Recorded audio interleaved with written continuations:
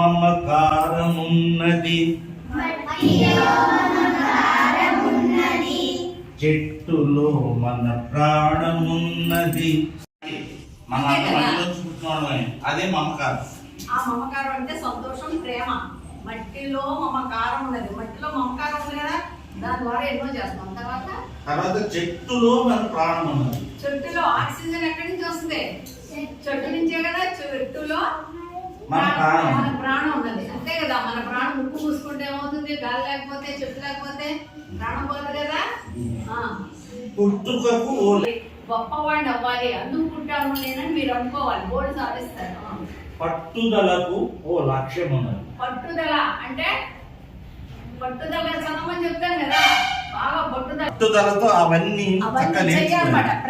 బాగా పట్టుదల ఉంది, ఇది సాధించాలి, ఈ రోజు నేను ఇది పాస్ ఇది చదవాలి అనేది. అది పట్టుదలకు ఓ లక్ష్యం ఉన్నది కదా. ఒక లక్ష్యం, ఆ లక్ష్యం సాధన ఎలా ఉంది? సాధనే నీ ఊపిరై సాగిపోవాలి. సాధన అంటే ప్రాక్టీస్. ఏంటి? సాధనే కదా.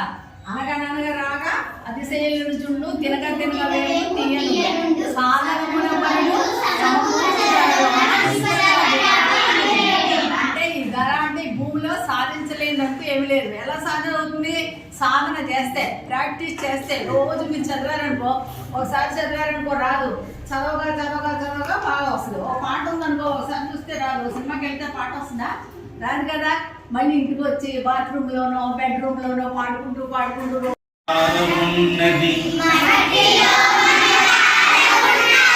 చెట్టులో మన ప్రాణమున్నది.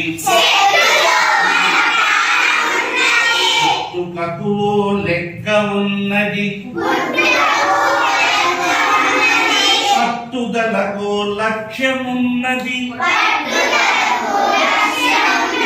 సాధనే నీ ఊపిరై సాగిపోవాలి. ధైర్యమే నీ బలముగా